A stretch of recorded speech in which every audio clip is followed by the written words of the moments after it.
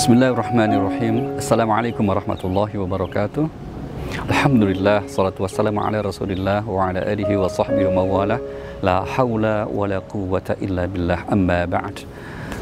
Sikap berikutnya yang semestinya dimiliki oleh hamilul Quran, orang-orang yang senantiasa berinteraksi dan berkhidmat kepada Al-Quran adalah selalu bersyukur, menghadirkan rasa syukur di dalam dirinya. Mari kita lihat bagaimana sekelumit penjelasan Al-Quran tentang urgensi atau pentingnya kita memiliki rasa syukur. Sebelum kita lihat pengertiannya, kita ketahui bahwa setan itu, dalam hal ini adalah iblis sebagai kepala sukunya setan, sebagai pimpinannya setan, ketika bersumpah untuk berusaha sungguh-sungguh menggoda manusia, tujuan utamanya agar manusia itu tidak bersyukur.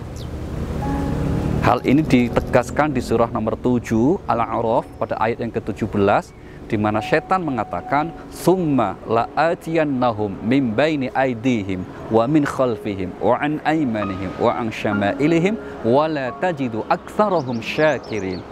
Kemudian Tuhan, saya akan mendatangi mereka, bersungguh-sungguh menggodanya dari arah depan, arah belakang, kanan dan kiri. Niscaya mereka, yaitu manusia anak-anak Adam itu, setelah saya goda, mereka tidak akan engkau mendapatinya bersyukur. Kenapa setan kemudian target utamanya menjadikan manusia agar tidak bersyukur, sehingga relatif yang dikerjakan setan itu berhasil? Karena Al-Quran secara umum menggambarkan urusan syukur ini dikatakan wa qalilum min ibadiyas syakur. Sungguh sedikit sekali hamba-hambaku yang bersyukur. Kenapa? Karena syukur itu pintu paling dekat dan cepat untuk meraih kebahagiaan. Saya ingin mengulangi dan garis bawah ini. Sikap dan sifat syukur itu adalah pintu paling cepat sekaligus paling dekat untuk seseorang meraih kebahagiaan. Maka kita bisa katakan kalau ada orang yang hidupnya sepertinya kok tidak berbahagia, hobinya hanya mengeluh, hampir pasti dipastikan ini pasti kurang memiliki rasa syukur. Nah, apa itu syukur? Para ulama biasanya memaknai syukur dalam 3 pengertian atau 3 macam.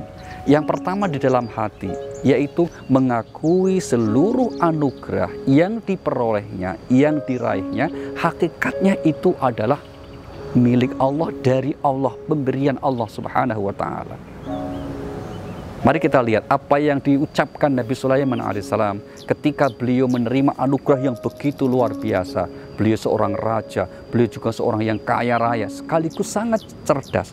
Apa yang dikatakan di surah An-Naml ayat 40, Sulaiman mengatakan alaihissalam, "Hadza min fadli Rabbi." Ini semua adalah karunia Tuhanku. Apa yang beliau peroleh semuanya adalah karunia Tuhan. Nabi Sulaiman tidak berkata seperti ucapan Qarun yang juga diabadikan oleh Al-Quran, sehingga Qarun tidak disebut sebagai seorang yang bersyukur, karena dia mengatakan innama utituhu ala ilmin indi. Itu di surah Al-Qasas ayat yang ke-78. Aku sukses ini karena semata-mata kecerdasanku, usahaku. Ini sikap yang menunjukkan kurang syukurnya, bahkan tidak bersyukur. Seseorang harus menyadari kalau ingin menjadi hamba yang bersyukur, bahwa yang diraihnya, segala bentuk kesuksesan, keberhasilannya, hakikatnya itu adalah bentuk anugerah dari Allah Subhanahu wa Ta'ala. Kemudian syukur yang kedua adalah dengan ucapan lisan kita, yaitu dengan redaksi ucapan syukur yang Allah sendiri ajarkan. Apa? Alhamdulillahi Rabbil Alamin. Alhamdulillah, segala puji bagi Allah. Mari kita lihat bagaimana Al-Quran menekankan dan menegaskan prinsip ini. Kita mengenal ucapan zikir itu ada 4. Ya, yang pertama subhanallah, tasbih, walhamdulillah, tahmid. Kemudian apa? La ilaha illallah, tahlil, dan Allahu akbar, takbir. Dari keempat ucapan zikir yang masyhur, maka yang Allah katakan di dalam Al-Quran agar diucapkan itu hanya 1, alhamdulillah. Kalau yang lain tidak ada ayat mengatakan ucapkanlah tasbih, subhanallah, ucapkanlah tahlil, la ilaha illallah, ucapkanlah takbir, Allahu akbar. Tapi yang ada apa? Langsung kamu berkomitmen dalam hatimu. Sabbihis misalnya, sucikan. Sabbihis rabbikal a'la. Atau wakabbirhu takbir, agungkanlah nama Tuhan.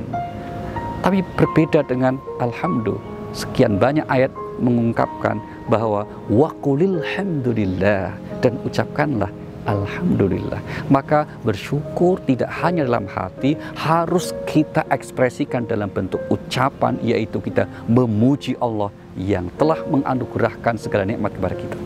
Dan yang terpenting, syukur itu dalam perbuatan, yaitu apa? Menggunakan semua dan seluruh anugerah Allah itu sesuai dengan tujuan pemberiannya. Maka misalnya kita lihat di surah Saba ayat 13, Allah berfirman, "I'malu ala Dauda syukura." Ya, bekerjalah wahai keluarga Daud, beraktivitaslah, tunjukkanlah, ekspresikanlah aktivitas hidupmu yang baik sebagai apa? Bentuk syukurmu kepada Allah Subhanahu wa Ta'ala. Mari kita lihat bagaimana janji Allah atas orang-orang yang pandai bersyukur. Di samping akan selalu diberi kebahagiaan, Allah menjanjikan akan selalu ditambahkan nikmatnya. Surah Ibrahim ayat 7, ini ayat yang sangat masyhur, wa idz ta'azzana rabbukum la in syakartum la azidannakum.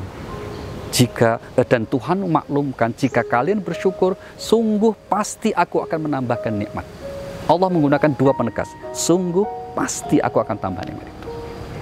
Tapi sebaliknya, kalau orang enggan untuk bersyukur, Allah tidak kemudian menegaskan sungguh pasti. Allah hanya mengingatkan, ingat ya bahwa azabku sangat pedih. Ini salah satu ekspresi ungkapan betapa besar kasih sayang Allah kepada manusia. Kalau orang pandai bersyukur, pasti akan ditambah. Tapi sebaliknya, yang enggan, maka akan bersiap untuk menerima ancaman siksa atau azabnya. Itulah mengapa di surah An-Nisa ayat 147 Allah menegaskan firman-Nya lagi, ma yaf'alullahu bi'adzabikum in syakartum wa amantum.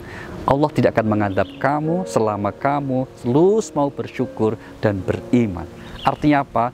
Kalau toh kita mendapat kesulitan dalam hidup kita, sepanjang kita masih memelihara rasa syukur dalam diri kita, maka sebetulnya kesulitan-kesulitan itu, problem musibah itu, masalah itu bukan sebagai bentuk azab, tapi boleh jadi itu cara Allah ingin memuliakan kita. Karena Allah sudah menegaskan, ma yaf'alullahu bi'adzabikum in syakartum wa amantum.